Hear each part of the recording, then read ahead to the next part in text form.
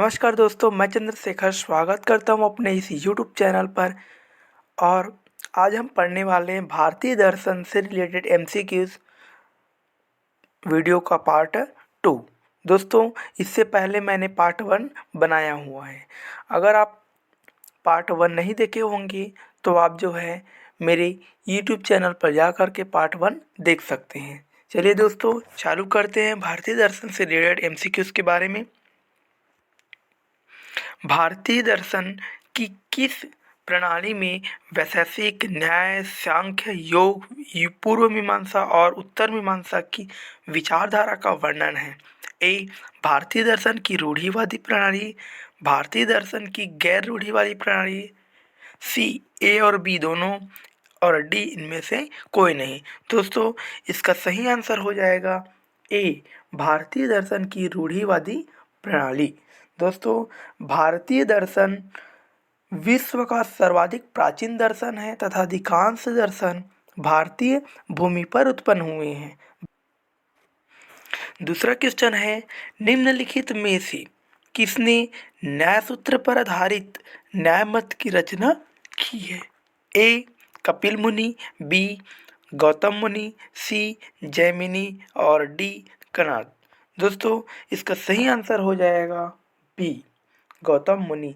दोस्तों, गौतम मुनि ने न्याय पर आधारित न्याय मत की रचना की है।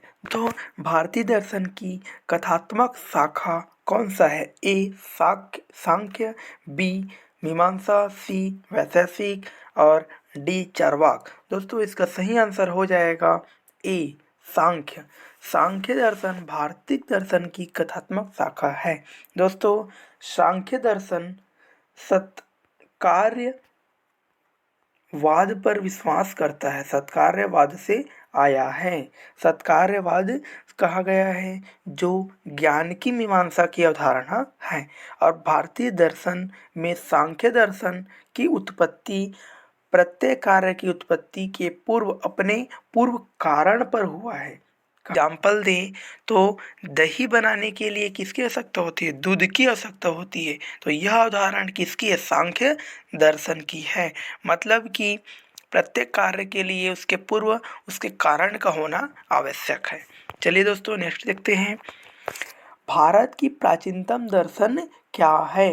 दोस्तों, ए, न्याय, बी, वैशेषिक, सी, सांख्य और डी, योग। दोस्तों, हमने कल पिछले वाले वीडियो में देखा था कि भारतीय दर्शन की सबसे प्राचीनतम दर्शन कौन सी है? तो इसका आंसर हो जाएगा सी, सांख्य। सांख्य दर्शन सबसे प्राचीनतम दर्शन माना जाता है। ये देखते हैं।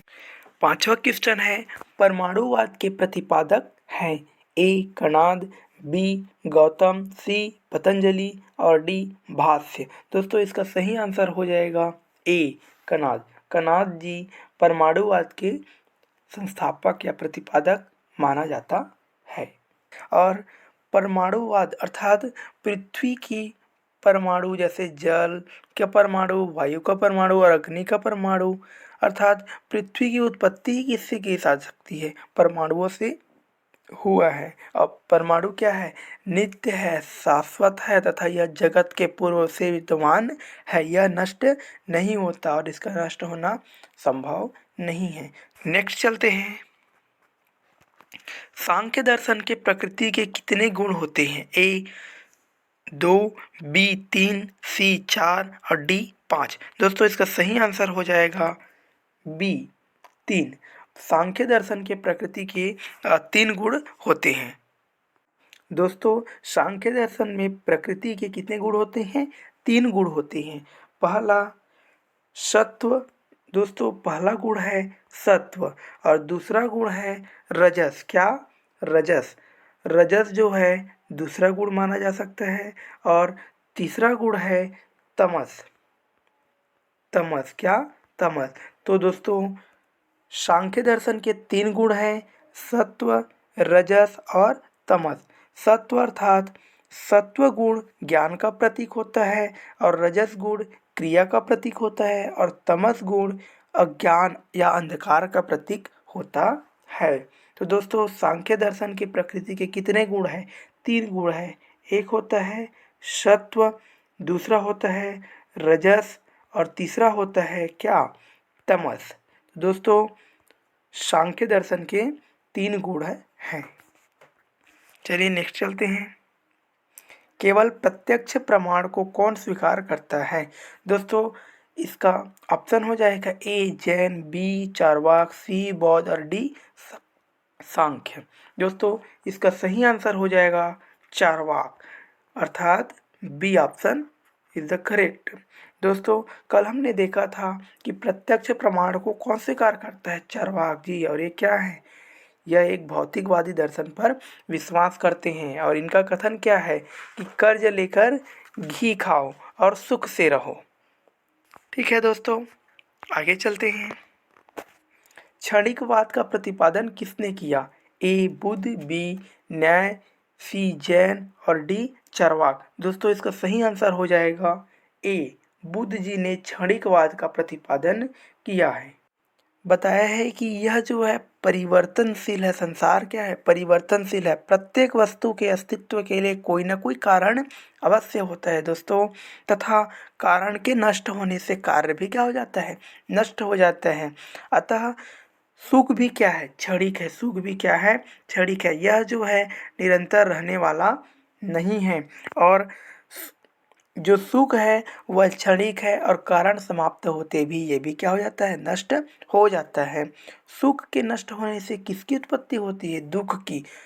इसलिए सुख और दुख दोनों क्या है, एक दूसरे के कारण हैं और दूसरे एक दूसरे के क्या है, क्षणिक है। तो अतः क्षणिकवाद का प्रतिपादन किसने किया, तो बुद्ध जी का है। ठीक है दोस्तों नेक्स्ट देखते हैं। नौवां है नवबौद्धवाद के प्रतिपादक कौन है? नवबौद्धवाद अर्थात इसका ऑप्शन हो जाएगा ए राधा कृष्णन, बी टैगोर जी, सी अंबेडकर जी और डी ऑप्शन है विवेकानंद जी। दोस्तों इसका सही आंसर हो जाएगा सी विवेकानंद जी। दोस्तों नवबौद्धवाद के प्रतिपादक कौन है? विवेकानंद जी। दोस्तों हम जानते हैं कि विवेकानंद जी ने बौद्ध धर्म को स्वीकार किया था। नेक्स्ट चलते हैं। प्रच्छन्न बौद्ध किसे कहा जाता है? ए शंकर, बी कपिल, सी रामानुज और डी भावचक्र। इसका सही आंसर हो जाएगा ए शंकर, अर्थात शंकराचार्य। शंकराचार्य को क्या कहा जाता है? प्रच्छन्न बौद्ध कहा जाता है। नेक्स्ट चलते हैं। 11वां क्वेश्चन है गीता दर्शन के अनुसार किसके द्वारा ईश्वर की प्राप्ति नहीं की जा सकती? ए हठ और बी भक्ति, सी ज्ञान और डी कर्म। दोस्तों गीता दर्शन भगवान कृष्ण पर आधारित है और उन्होंने अर्जुन को उपदेश दिया है, उसे ही गीता दर्शन कहा जाता है। तो गीता दर्शन के द्वारा किसे ईश्वर की प्राप्ति किस विधि से प्राप्त नहीं की जा सकती? तो इसमें है ए हठ, हठ से जो है ईश्वर की प्राप्ति नहीं की जा सकती। दोस्तों भक्ति ही ईश्वर की प्राप्ति का मार्ग है। ज्ञान के द्वारा ईश्वर की प्राप्ति की जा सकती है। अगर कर्म अच्छा हो तो ईश्वर की प्राप्ति हो सकती है, लेकिन हठ के द्वारा ईश्वर की प्राप्ति नहीं की जा सकती। तो इसका आंसर हो जाएगा ए हठ। आगे चलते हैं। योग दर्शन का मूल लक्ष्य क्या था? दोस्तों ऑप्शन है ए आत्मा की शुद्धता, बी कैवल्य की प्राप्ति, सी शरीर को तंदुरुस्त रखना और डी अच्छी जीवन शैली का निर्माण करना। इसका सही आंसर हो जाएगा बी कैवल्य। कैवल्य के द्वारा योग दर्शन का क्या होता है, मुख्य लक्ष्य होता है कैवल्य की प्राप्ति, अर्थात ज्ञान की प्राप्ति यह कर सकते हैं। नेक्स्ट चलते हैं। गांधी जी के एकादश व्रत का हिस्सा नहीं है? ए सर्व धर्म सद्भाव, बी स्वदेशी और सी सत्य और डी समाधि। दोस्तों गांधी जी ने एकादश व्रत पर जोर दिया है और उनके अनुसार 11 व्रत का पालन करना अनिवार्य है। और 11 व्रत में शामिल कौन कौन से हैं इसके बारे में आइए जानते हैं। दोस्तों 11 व्रत में पहला है सत्य, सत्य पर उन्होंने जोर दिया है। दूसरा क्या है, उनका प्रिय संदेश क्या रहता है? अहिंसा परमो धर्मः। तो अहिंसा पर जोर दिया है। तीसरा क्या हो जाएगा अपना? अस्तेय। अस्तेय अर्थात चोरी ना करना, तो इन पर बल दिया है। और चौथा हो जाएगा अपरिग्रह। अपरिग्रह का क्या अर्थ होता है? इसका अर्थ होता है कि धन संचय न करना। तो अपरिग्रह पर वो हमेशा जोर देते थे और जीवन भर वो क्या है? धन संचय नहीं किए थे। और पांचवा है ब्रह्मचर्य। ब्रह्मचर्य का पालन करना चाहिए। दोस्तों पांचवा हो जाएगा ब्रह्मचर्य। तो ब्रह्मचर्य पर उन्होंने जोर दिया है। और छठवां हो जाएगा अस्वाद। दोस्तों गांधी जी के अनुसार भोजन केवल शरीर के पोषण के लिए होना चाहिए, न कि स्वाद के लिए। इसलिए उन्होंने क्या दिया है? अस्वाद पर जोर दिया है। अस्वाद उनका एक व्रत था। और सातवां था शरीर श्रम। ऐसे सभी स्त्री पुरुष जो शारीरिक रूप से सक्षम हो, जो क्या कर सके, वो कार्य कर सके, वे अपनी रोजमर्रा की जिंदगी के लिए स्वयं कार्य करना चाहिए। इसीलिए उन्होंने चरखा पर जोर दिया था। वो बोलते थे शुद्ध काट करके कपड़ा बना करके पहनना चाहिए। ठीक है दोस्तों। और सातवां तो हो गया श्रम, शरीर श्रम। और आठवां हो जाएगा अभय। अभय पर उन्होंने जोर दिया था। दोस्तों अभय अर्थात निर्भय मनुष्य केवल ईश्वर की सत्ता पर विश्वास करता है, वह सदा सत्यनिष्ठ बना रहता है। और इसके अलावा वह न तो बीमारी, न बुढ़ापा, न मौत, न जात पात के बंधन और न ही सरकार से डरता है। अभय मतलब बिना डर के। और नौवां है सर्वधर्म सद्भाव। दोस्तों उन्होंने सर्वधर्म सद्भाव पर बल दिया है। सभी धर्मों को स्वयं धर्म जैसा सम्मान देना सर्वधर्म समभाव है। और उन्होंने स्वदेशी पर बल दिया, तभी उन्होंने स्वदेशी आंदोलन चलाया था। और उनका 11वां हो जाता है स्पर्श भावना। क्या?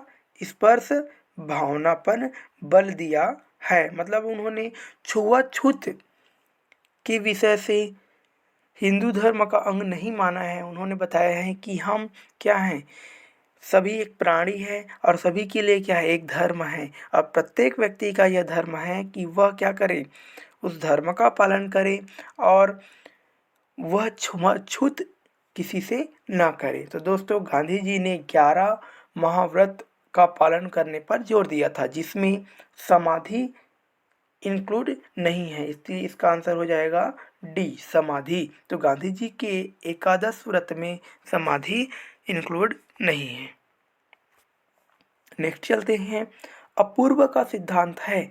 ए चार्वाक का, बी जैन का, सी मीमांसा का और डी बौद्ध का। दोस्तों इसका सही आंसर हो जाएगा मीमांसा, सी। मीमांसा अपूर्व का सिद्धांत अर्थात भौतिकवादी दर्शन है। दोस्तों अपूर्व का सिद्धांत क्या है? अपूर्व का सिद्धांत मीमांसा दर्शन से लिया गया है। और इसका अर्थ होता है कि ईश्वर क्या करता है? ईश्वर जो है वह कर्म फल दाता नहीं है। मतलब ईश्वर जो है कर्म का फल नहीं देता। इनके अनुसार है कि कर्म का फल हम स्वयं लेते हैं। और यह फल जो है अपूर्व के सिद्धांत पर कार्य करता है।